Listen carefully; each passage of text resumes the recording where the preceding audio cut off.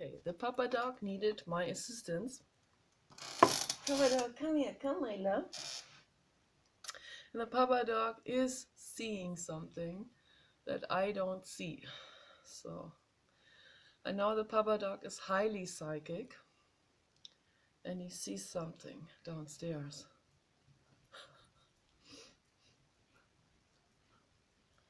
So that is my message to all entities that may come and visit us and want something, want help.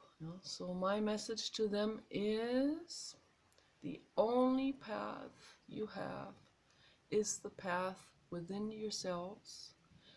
And that means, okay, I'll use myself as an example. For the last couple of days, I had such tremendous hatred in me.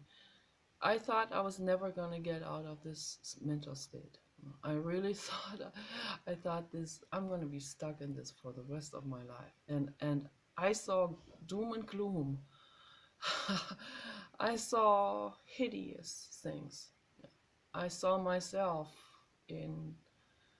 involved in hideous situations with my Medusa coming out, with my rage coming out, and fear of myself, fear of what I am capable of doing when I get angry, towards those who oppress.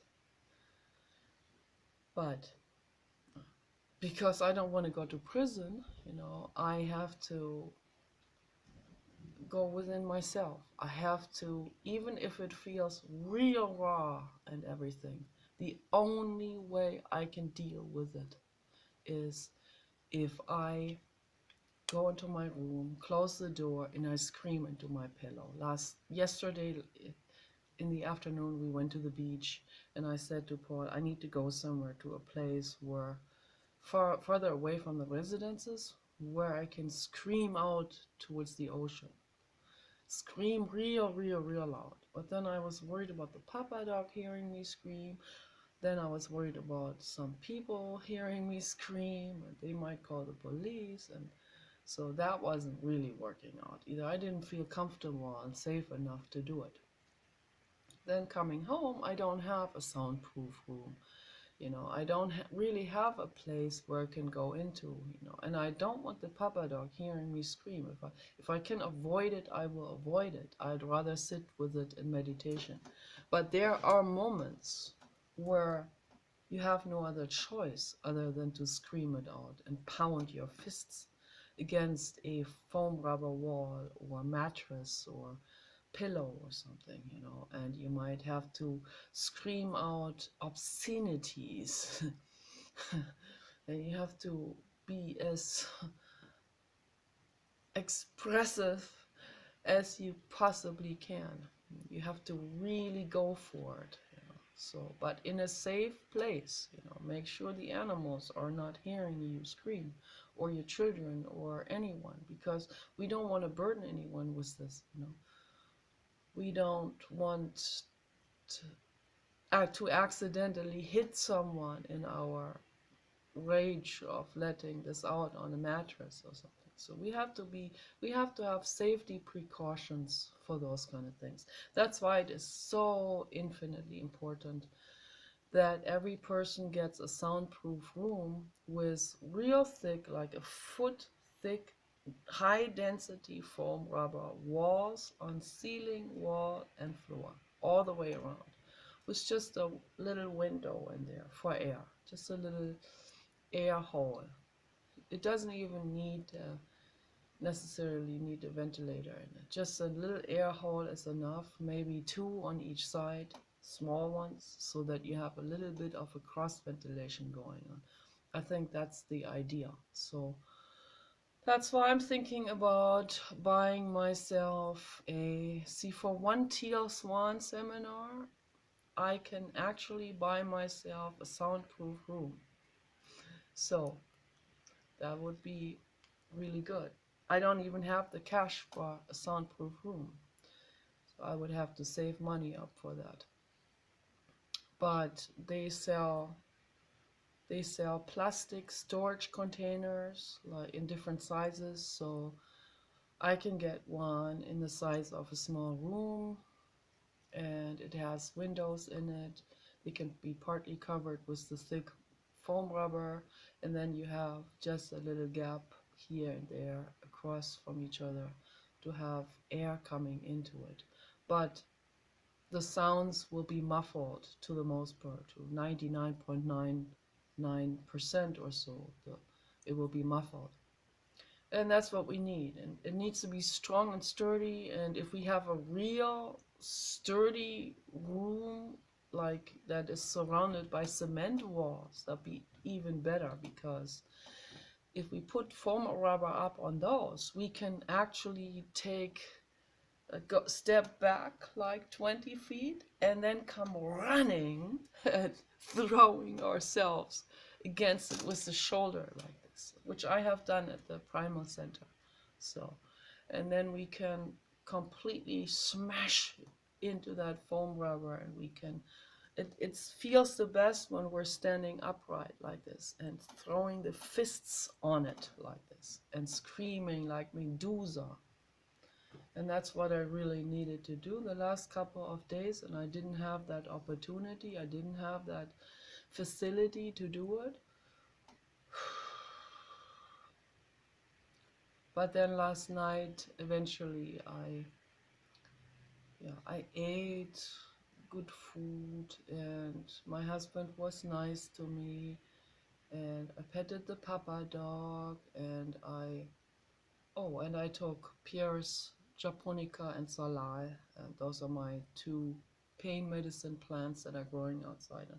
But I highly recommend people to take substances that are coming right out of their garden if possible. So whole, that means whole medicine. That's what Rudolf Steiner always said to do, that the whole plant is what heals. The whole plant in all of its, in the entire wholesomeness of combination of different chemicals that are in it, and substances and amino acids and vitamins and phytochemicals and antioxidant agents and all of the good stuff, including the part that's the neurochemicals, the psychoactive components that are in it. They are not like in a hallucinogenic way. So with Pierre's, if you take a lot of it, then you will see the flickering sun. But it's very mild, and it is what appears is the infinite cosmos. It is directly a window to the infinite cosmos. If you take a lot of Pierre's japonica, but I don't recommend it to anyone. Right here, I don't recommend it, because I don't know what doses will cause people to overdose. Everyone has a different tolerance threshold. So I have made a tea with this in 2013. I didn't know what it was, but I had this feeling that it was something like oleander because of the leaves, and it has very similar components that oleander has.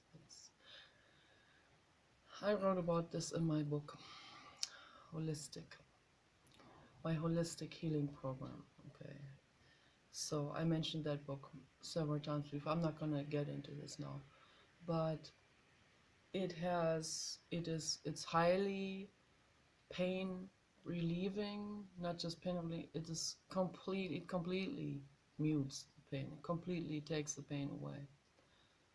It makes the pain go completely away. It transcends the pain. So, and particularly if I take Pieris and Salai together, if I take these two leaves together, if I chew them, they taste kind of, they taste kind of weird a little bit. It makes me cough because they're kind of like, I don't know, it's an acid in it or something, that, or the particles of the leaves the leaves are kind of coarse, the particles when you chew them. You have to drink water with it. So that can make you cough because it kind of gets stuck in the esophagus. So, but the effect is unbelievable, just a few minutes in and the pain is going away. It's like, oh, wow, such a relief.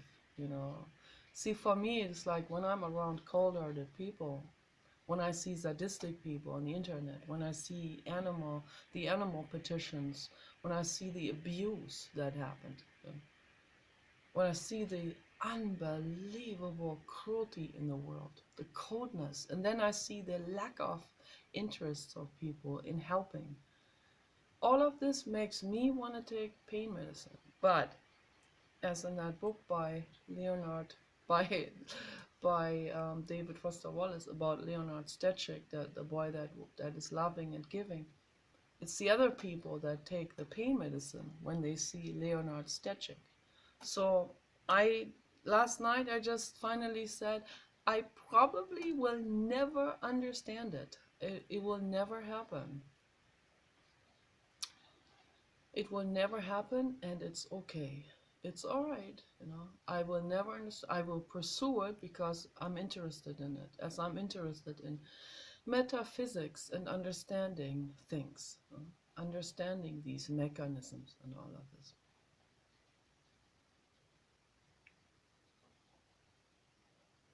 Maybe it's because those haters, they see a kind-hearted person as an underdog, underwolf or something, and because I was just thinking about the wolf hierarchy. So this one guy, he said that, they had to relocate some wolves, and the leader or the second one, the leading wolves, the wolves that consider themselves to be the leaders. So when they would release them at the other location, the other wolves were paying close attention to who gets released first. If they would release the lowest in the hierarchy first, because they're just randomly releasing them, and I opened that that gate of his kennel that he was sitting in, would open that first and let him out first, and had the leader still waiting to have their gate open. Then once they opened the gates, the psychologists knew that the leaders would go after what they call the underdog. And I was thinking about this. Wow, this is just like in the human society. So, and to me, I just can't understand. I don't understand why that is. I can't understand it. So my husband and I, we finally came to this conclusion, and I finally said to him, okay, it's genetic, it's, maybe we can't do anything about it. Maybe that's what it is. So I'm going through all of these phases, so I might come back out of that phase. I'm still reading Teal Swan, I'm still reading Eckhart Tolle, and I want to hear all sides of the story. I want to hear all of them talk. I'm not going to condemn one and say, oh, they're just, what's what my husband does. Oh, they just got their heads up their asses. And they don't know what they're talking about. They're just following gurus. They're just repeating what someone else said. I don't know. I don't think so. I don't think so. I really don't think so.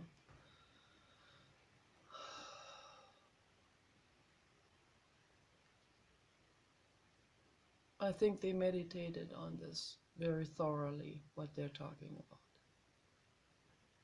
But you see, it's like here I hear this person talk about it, I hear this perspective talk about it, I hear other perspective, I hear Dr. Adrian Rain talk about this, who does brain scans on violent criminals.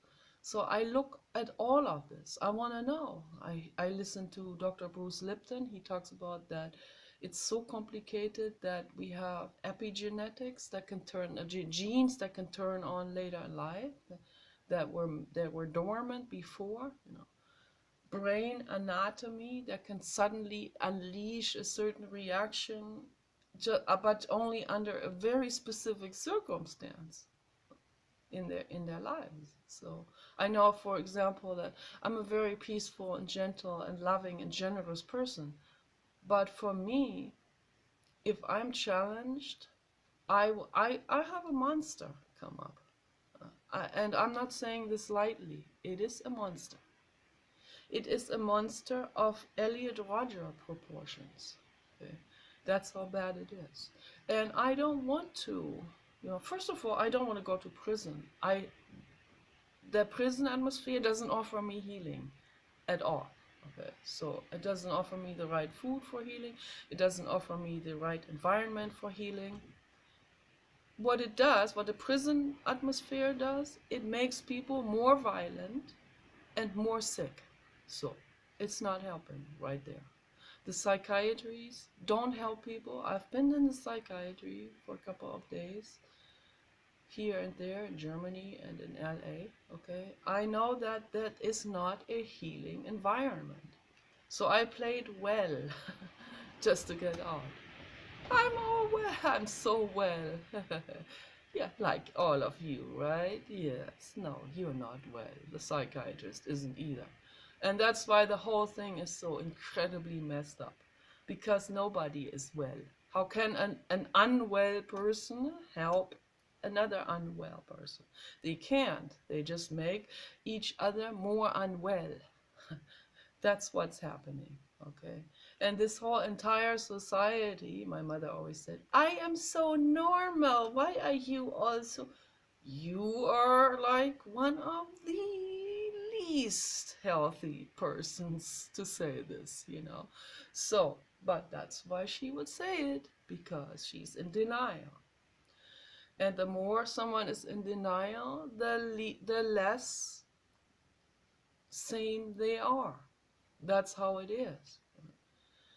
If we come closer to the truth, okay, if we allow ourselves to look at the truth, okay, then that step alone, to allow oneself to look at the truth, is already becoming well. That's becoming more wholesome, more integrated, not fragmented anymore. You unfragment, you close the shards back to a whole, okay? You have bits and pieces like this here everywhere that are separated and in denial. They don't want to see the other. They don't want to see the childhood pain. So we have to bring this back like this and merge it back into the whole. That means looking at it. That means feeling it. That means feeling all the emotions that are attached to it. That's why people run away from it, because they don't want to feel any of this. I understand, but in order to heal, in order to protect others from suffering, that is the only path we have.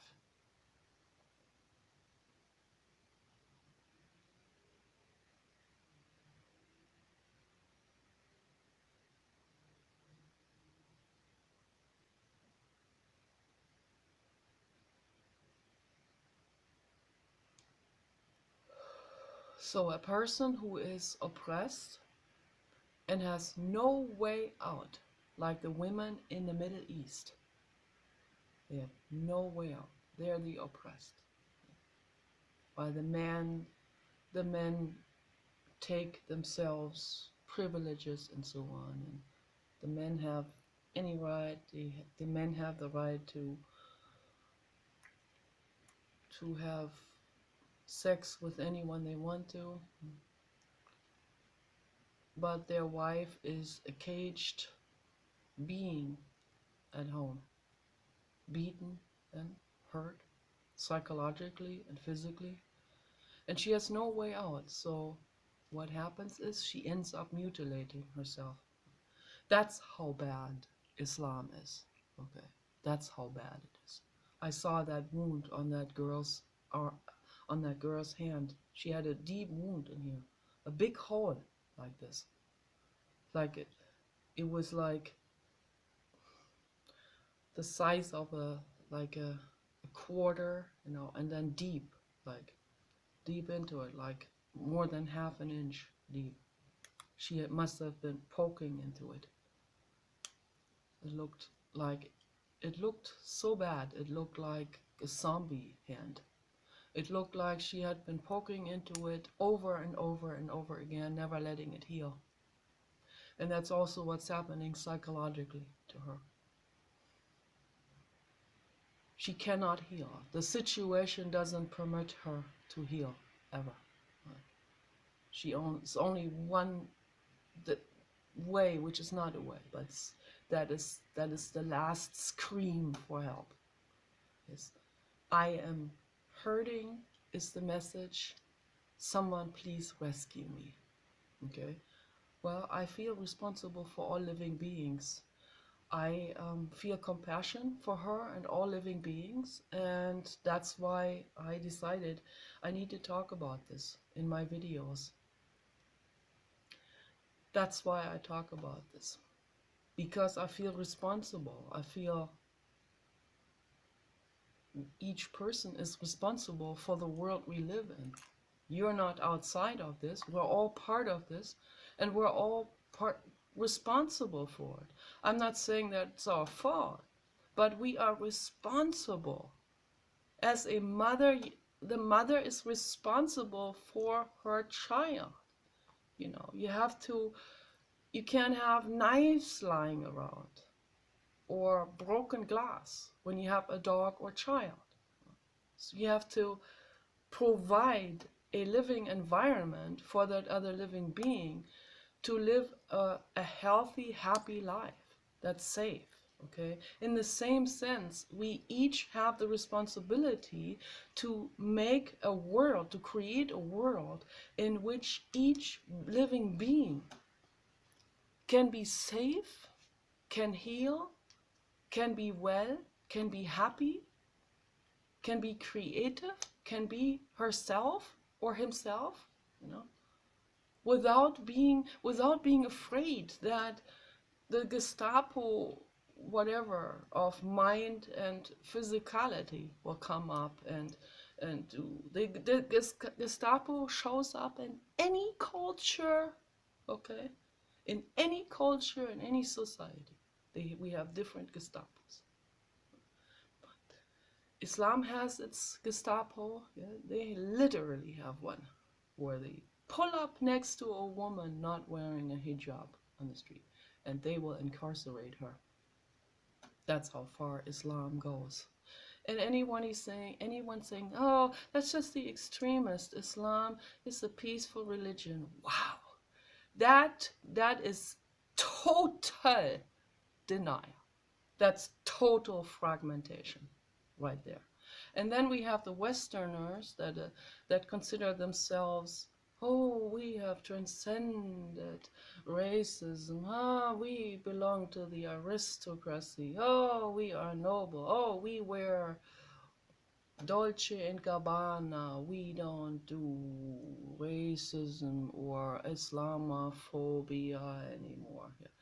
Well, they have dug their heads into the sand on another place of the beach. Okay, it's just denial again, just in a different form, just in a different color. That's all. It's denial again. That's what I'm trying to point out in my videos as much as I can. I don't know if people will get it, will understand it. I don't know what it takes for people to understand it. Maybe they will never understand it. Maybe they just refuse to understand it.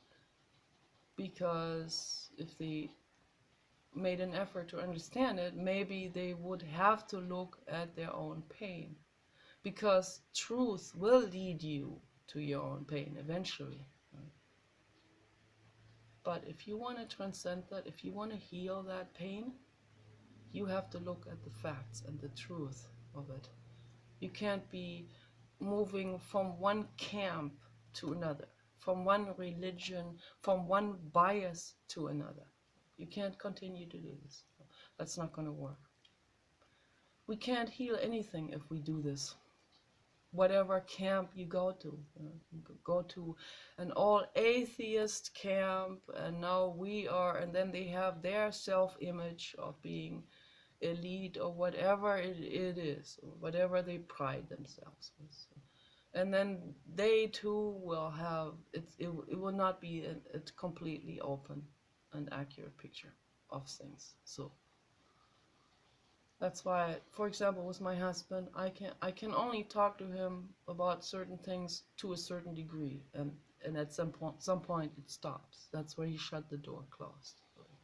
So I don't close any door.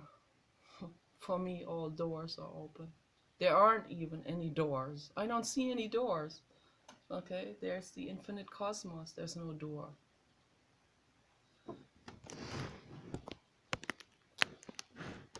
My husband put up this plastic panel behind me that fell out of.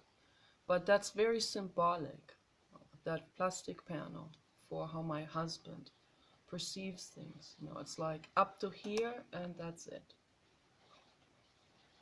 Not further. Everything beyond there is diffused from sight. It's diffused. Yeah, maybe you might have, like, I don't even know if he even has 1% agnosticism left. So at least Richard Dawkins admitted that he allows a 4% or something of agnosticism. Like, I just don't know. That's what agnosticism means. I don't know. See, that's how my parents are, and particularly my dad. My dad is quite intellectually honest in that way, in saying, well, he's a skeptic, he's an atheist, but he's also agnostic to a very large percentage. I would say he's 100% agnostic, right? Atheist agnostic. So he's into science, and yes, I am too, but I'm not going to close the door anywhere. So there's a lot of limitation in science, but it's good to be scientific, because science only means I have some concrete means here to measure something with. That's all it means. Science is not a religion as the religious people accuse science of. Science is not religious. Atheism can become a form of ideology. It's not religious, but it can become a form of close-minded ideology too, if they close the door. So, to agnosticism. It's being agnostic is the right mindset. So I consider myself an agnostic. I consider myself a pan-psychist, a cosmist, a futurist, a realist. A realist in an open-minded way. Not a realist in terms of what my husband says is realist. I'm not a realist as he considers realism to be real realism. So I'm also a surrealist. So I go a little bit further than realism. I go outside of the known. So Jiddu Krishnamurti wrote a book with the title Freedom from the Known. Okay, that's where it continues. Okay, we have the known, but we need to question it, and we need to venture out of it, and we need to look at everything that comes into our view. Okay, a lot of things are not in our view to begin with, because there's so much that there's infinitely much around us and beyond. So things are infinite in the infinite cosmos, so you will never grasp all. David Bohm always made this emphasis on there's no such thing as all. All in the infinite cosmos does not exist. There's no all, because if we say all, it would mean there is a finality to something. I mean, I can say this is all there is that I have in my hand here. This is the entire mass that I have in my hand. And that's an accurate statement. But when I talk about the infinite cosmos, when I talk about continuing to drive up in a rocket, just continue, I will never see all. That is impossible to do because it's infinite. Okay, so Georg Cantor was a mathematician who developed, I talked about this also in my videos before, who developed those infinite number calculations. And it bothered a lot of people, particularly during his lifetime. He was a Nietzsche contemporary. So that was like, around 1870, 1880. My goodness, people were like way not there yet. They were all religious, almost all of them. So for him to propose infinity, in mathematics, that was very scary for people. So he had a lot of enemies. He had people that wanted to kill him because he proposed infinity. I still see the same type of thing happening now. I mean, people are still in this. Anyone who is religious is not willing to look at infinity. But I don't need to argue very much with those people.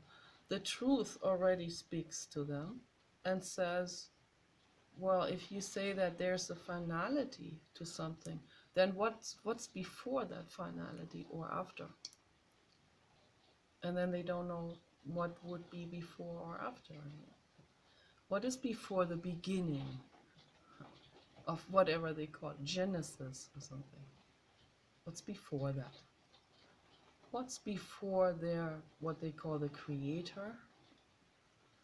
Okay, there's always something before. There'll be something before that creator. There's something before that creator. And what created that creator? And what came after that creator or after that development?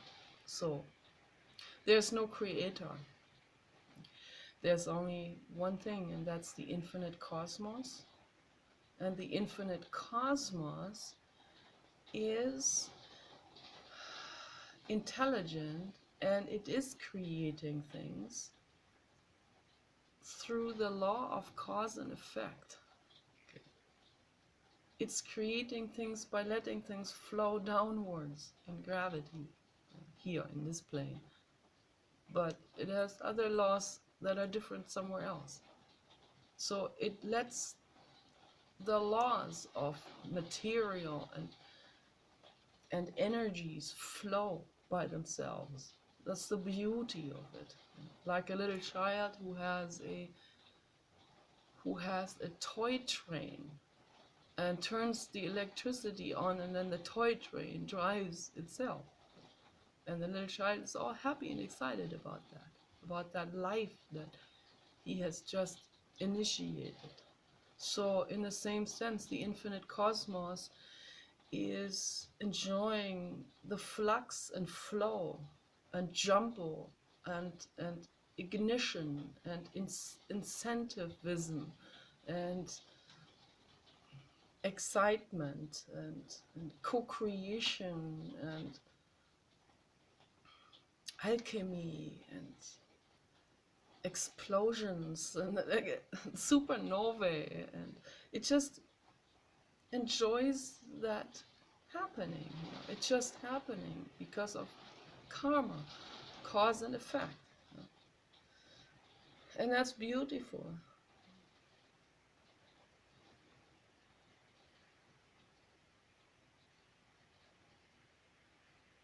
Why close the brain up to it? Why limit yourself with an ideology and close the doors? There's no need to limit oneself. The ego limits us. The ego limits us because the ego is afraid of looking at these infinite potentials, and infinite possibilities, and infinite abundance, and infinite power. Yes, that's what the ego is afraid of. The ego is afraid of infinite power. People are afraid of their own infinite potentials and infinite power. And Teal Swan just pointed it out in that. I'm reading her book right now, The Anatomy of Loneliness. In a later chapter, she writes that people are afraid of their own power because when they have power, I don't know if she wrote it, I think she wrote it. I read it, someone said somewhere. Eckhart talks about it too. So when people have this prospect of seeing their own infinite potential and power, they become afraid, they retract from it. And Dr. Alan W. Anderson talked about this with Jiddu Krishnamurti also. He said he observed that in his students, when they come to this cliff where they could fall down, or where they could, kind of like in a sci-fi film, someone enters a matrix wall that is wobbling, and the matrix wall here. You encounter a matrix wall. Here's the matrix wall. You can go into it, or you can stay on the other side. So a very curious, courageous person will do this here. Disappear in that matrix dimension, never to be seen again on the other side. So it's the fear of the unknown. It's fear of losing the self idea, because infinite power is not to be found in the realm of ego and self-idea. The idea of I'm a physician, here's my diploma hanging on the wall. That's a pittance. That's not who you are, who you really are. You are infinitely more powerful than your diploma on the wall. Or, physicians that are siding with the corporate agenda. No, that's a step backwards. So moving forward is tapping into your infinite potential, into your infinite creativity, into the infinite clown freedom of things. I say clown because, as Jonathan Mises said, in order to be a real artist, you have to have gone through the valley of ridicule. That means you have to been living in the clown mentality, the clown consciousness.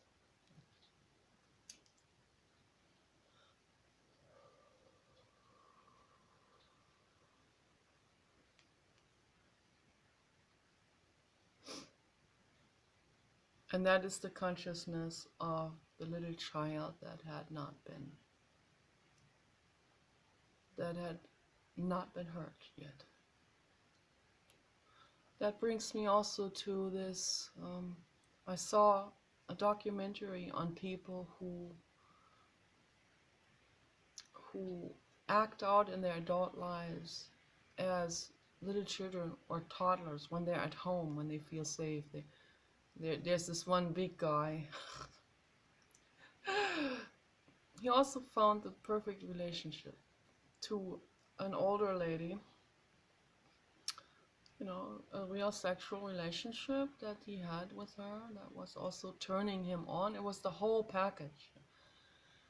she was a nurse or retired nurse or something, and so when he came home, he wanted to dive into that world of being a toddler again. And yeah, he made himself like a high chair, a toddler chair, but really strong and sturdy to hold his 300 pounds.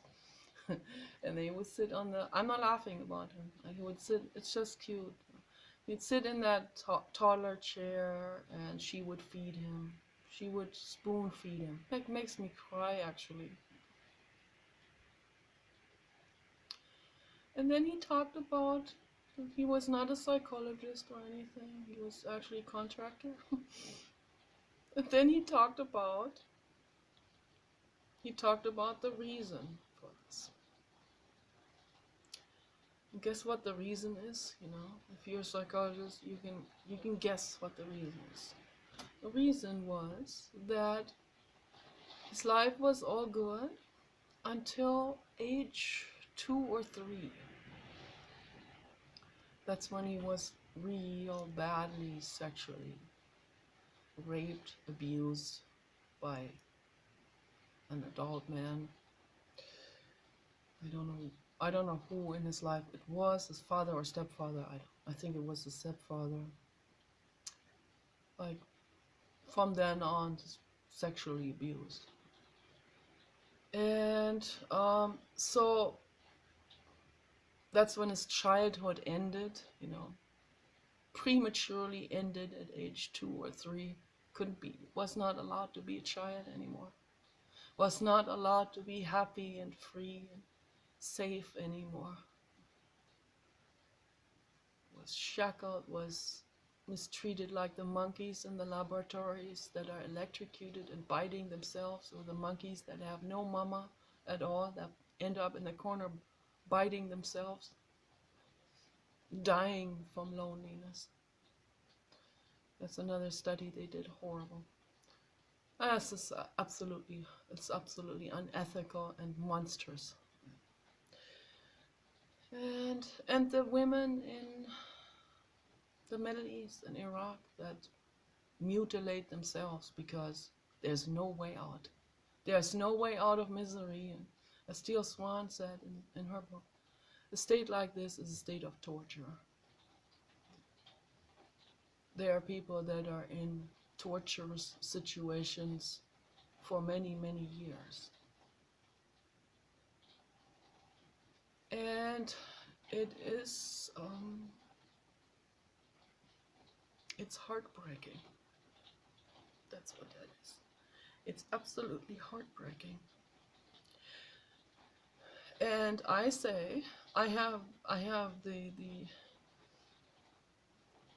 the clown freedom to say, not in my vicinity, okay? And not just not in my vicinity, okay? I don't want this to happen anywhere, ever. I don't want this to happen anywhere in the infinite cosmos. I can't control the world. But what I can do is, with my videos, I can offer the seeds, the hearts, the sparkles of love. I can offer that to you, okay? And I can seed something in you. I can seed the seeds of power and love, the real empowerment and the courage. Have the courage to step into the unknown. You're not going to be punished. The opposite. Okay? You're being punished if you stay in a shackled environment, whoever you are out there. You are punishing yourself in that. Don't do that anymore. I don't want to see that anymore happening. I don't want to see women cutting their own flesh out of extreme despair.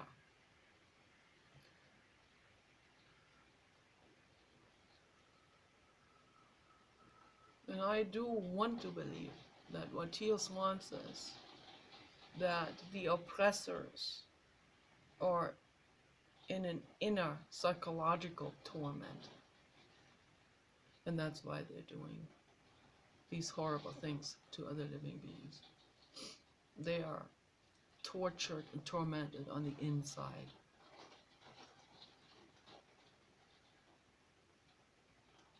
I want to believe that, but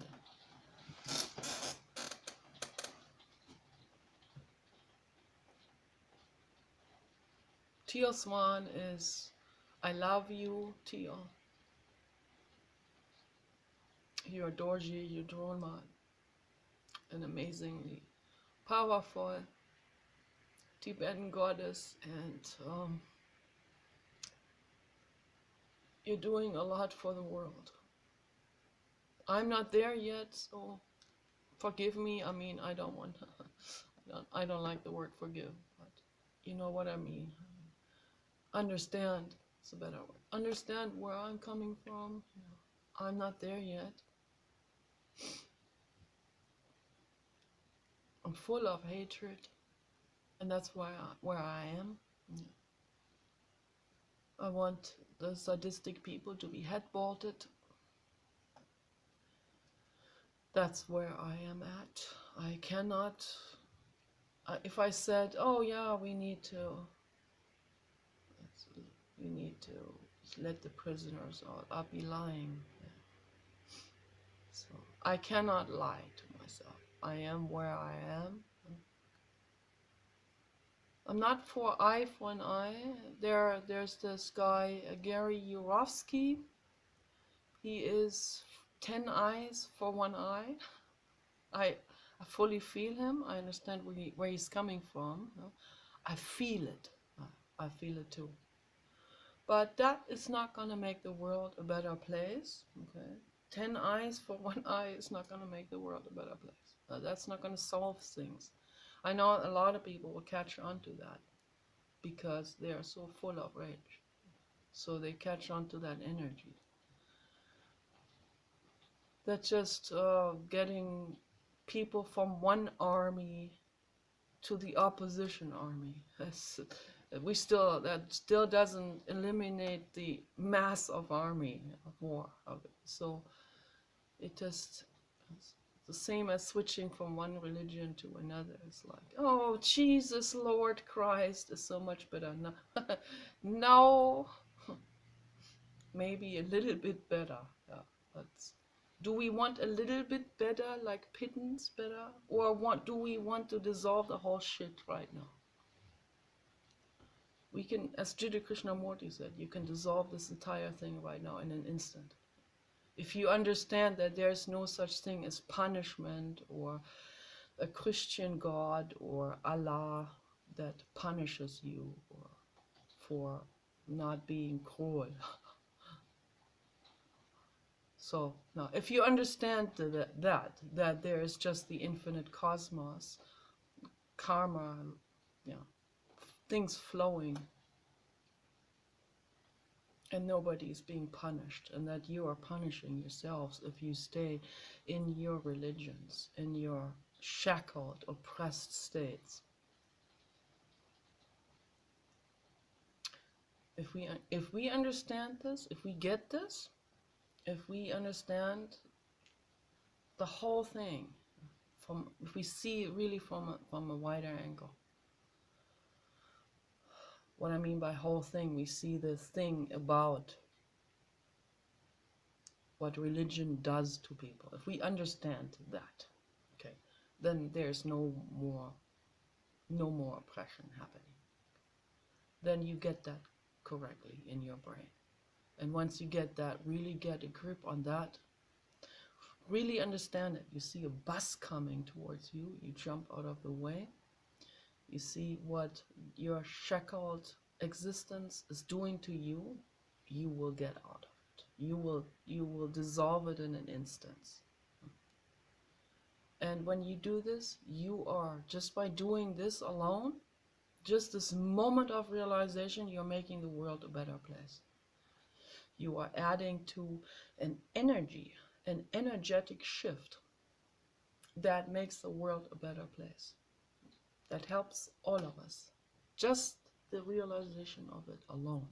And then come the consecutive steps that tie into that new understanding of where you're at and what's happening to the world, and the risks and the suffering that is happening, the unimaginable suffering of animals and humans on this planet. Once we get it and we see the causality behind it, we see what causes that, then there's no way you can continue your pitching into oppressive regimes, corporate agendas, the pharma industry, what they're doing to animals and people and the environment, ExxonMobil, Monsanto, Bayer. You will become more conscious. You will read the labels on your products. Okay? Sometimes it's very fine print and in a pink color. So that almost looks like there is no writing at all, right? But they do this for a reason. They don't want you to read it. They don't want you to see the print on the labels. They want you to just buy it, right? And they'll sneak in the toxins. They sneak in nerve toxins. One nerve toxin is fragmented aluminum particles, because they will get into the brain. They latch onto the brain as fragmented aluminum. Fragmented just like as the fragmented mines that are putting fragmented aluminum particles into the world. I talked to Rosalind Peterson in person about this. We had email conversations, and I talked to her on the phone also. I was almost gonna see her, but then I got really sick and I was not able to go. I really regret. I wanted to meet her. Rosalind Peterson is talking about this, has been talking about this for, I don't know, 30 years. Alex Jones had her on, and he had Jason Burmers went to see her one time and interviewed her. Rosalind Peterson has a huge initiative to bring awareness to all these things, you know, the act of Sona, what's happening to the whales, you know, the Northwest Training Complex exercises, the Navy exercises, the implementation of those devices that don't do any good for anything. That it's just it's a money market perpetuation. They use the government and our tax money for that. There's no need to implement any of this. And they have hundreds of loopholes that they fight for all the time to chip away at our legal system and the constitutional rights as well. So that's why I am standing up for personhood rights for animals, because if the whales get personhood rights, it's not about voting. No, my dog's not going to vote. It's the mentally, developmentally challenged child or adult, someone with Down syndrome, is not going to vote either. Okay, but they have rights, and my dog doesn't. Okay? The whale being tortured to death doesn't have rights. The whale is thousands of times more sentient than a developmentally challenged person. I'm not putting anyone down. I'm not saying that he's less precious. But the whale, people put humans above the other species. Putting things into perspective here.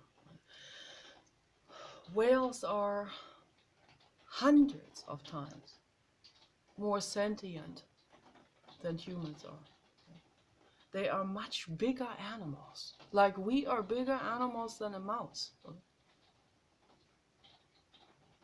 We are probably much more sentient than a mouse is. That doesn't make us more valuable, okay? that doesn't give us the right to use glue traps and have a mouse there suffering to death gruesomely. It's just, the mouse is equally sentient, feels the same amount of pain and despair and suffering. It's not okay, okay? It's not okay. And the whales are like hundreds of times more sentient even than we are, but humans put themselves on a pedestal. So putting things into perspective. Rosalind Peterson is one of the brave people who stand up for the whales in this regard. And that is my ongoing petition, plea. But I understand now that because we've tried so much in regards to the active sonar, that's like David going against Goliath. That's like, it doesn't matter how many people show up in the courtroom. They had a courtroom meeting in Eureka, California. I already knew there has no sense to even go there. I already knew it because I've already followed the history of this. It wouldn't matter how many people speak out. They had people standing out on the streets, lines of people, of courageous environmentalists that stood up for the whales against the Northwest Training Range military war exercise range, okay, right off the shores of California and Oregon and Washington. Real wide range. And mother and calf got bombarded with the active sonar. What happened is in order to get away from the active sonar, they swim into the Klamath River.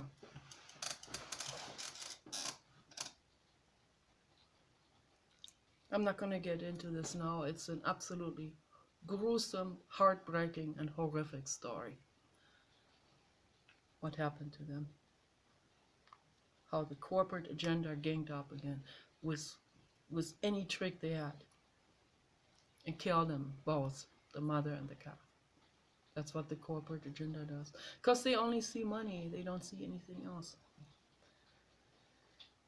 And they talk radio, all of this, They have people's brains under control that way. They control people's brains, particularly Republicans.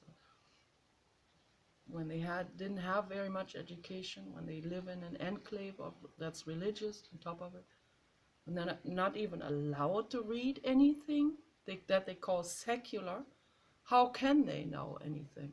Okay, so those are the people that the corporate agenda really likes to have. Massive amounts of those people, because they don't stand up against anything. They will side with that Kavanaugh guy, and they will side with Dick Cheney and the corporatists and the Hunter people, Donald Trump's sons. They will side with those. They'll make this into a religious us versus them kind of war front situation. It becomes an ideology dualism for them. They don't see the things for what they really are. They are whales that are bleeding to death internally because of the active sonar. And then I talked to Rosalind about the active sonar a lot. I made my own flyer. She sent me her flyers. I still have a whole lot of her flyers that I just was still not able to give away to everyone. I tried to find places like open-minded cafes where I can drop off those flyers, but there's not that much in the region that I live in. Okay. I live in a very close-minded environment. That's why I have no friends. I don't trust anyone. I don't trust these people. I could never even open up about how I think, what I what my worldview is and why I think that way. That just hate me, call me Satan. That's the easiest route they can take. Then they don't have to look at what I have to say, because then they don't have to look at any truth. Then they don't have to look at their own nitty-gritty either. The past that they are trying to drown out, that they are trying to run away from. The pain and the contradiction in their own childhood. The contradiction of their very religion. They don't want to see it. They want to see that as their guard system. But what it really is, it's their oppressor. They don't want to see it. Just like the Muslim, a lot of Muslim girls and women don't want to see that their horrible, horrific religion is their oppressor. It's the Stockholm syndrome in massive, massive proportion. Freedom is looking at truth full force.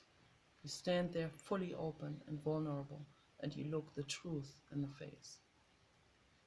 And you say, truth, I see you.